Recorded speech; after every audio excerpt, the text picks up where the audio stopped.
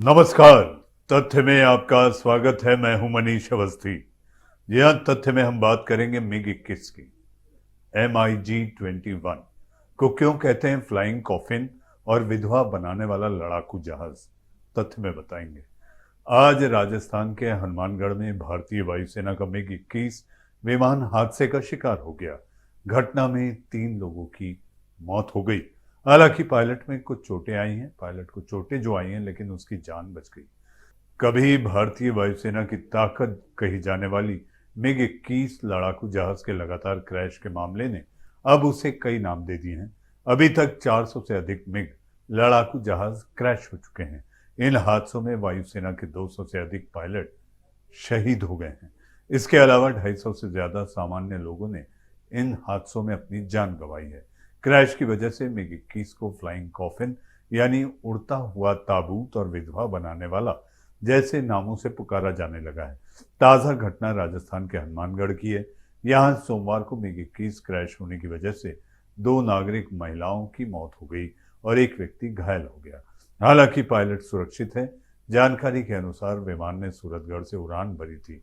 ऐसे में एक बार फिर इस बात पर सवाल उठने शुरू हो गए कि आखिर इस पुराने लड़ाकू जहाज को वायुसेना हमेशा के लिए क्यों नहीं रिटायर कर रही है।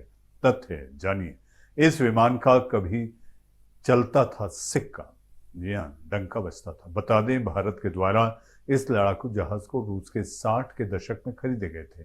हालांकि रूस ने खुद इस फाइटर प्लेन को 1985 में रिटायर कर दिए, लेकिन भारत में आज भी इन विमानों का इस्तेमाल किया जा रहा है। जानकारों का कहना है कि आज ये विमान भले ही खतरनाक कहे जा रहे हों, लेकिन एक समय था जब इस विमान का सिक्का चलता था।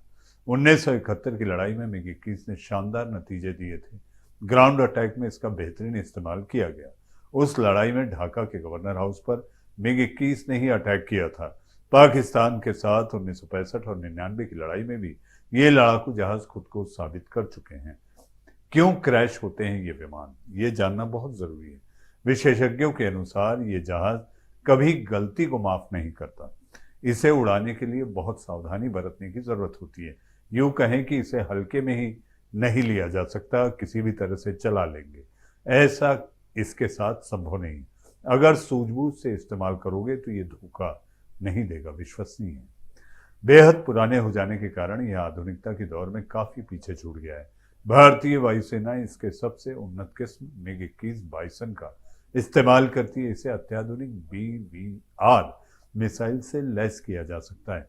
हालांकि सभी सकारात्मक बातें के बीच इस दौर में लड़ाकू विमानों में इंजन की तकनीक सबसे ज्यादा मायने रखती है और MiG-21 विमानों का इंजन, जी हाँ, विमानों का इंजन तकनीक अब काफी पुरानी हो चली है। इसके अलावा विमान का डिजाइन और फ्रेम भी पुराने जमाने का है। इस विमान को रूस ने 1985 में ही रिटायर कर दिया था। इसके अलावा ज्यादातर उपयोगकर्ता देश भी इसे रिटायर कर चुके हैं। क्यों नहीं हो रहा रिटायर? जी हाँ, भारत से, भारतीय वायुसेना से आखिर ये क्यों नहीं हो रहा रिटायर? जानकारों का कहना है कि इसे 1990 के दशक में रिटायर हो जाना चाहिए था, लेकिन ये अभी तक चल रहा है। सरकारों ने इस ओर ध्यान नहीं दिया। अगर तभी वायुसेना को MiG-21 का विकल्प मिल जाता तो इसे रिटायर किया जा सकता था। ऐसे में जानकार ये भी कहते हैं कि पुराने लड़ाकू जहाजों को हटाने में भारत जितनी देर करेगा, राष्ट्र की सुरक्षा में खतरा उतना ही बढ़ता जाएगा।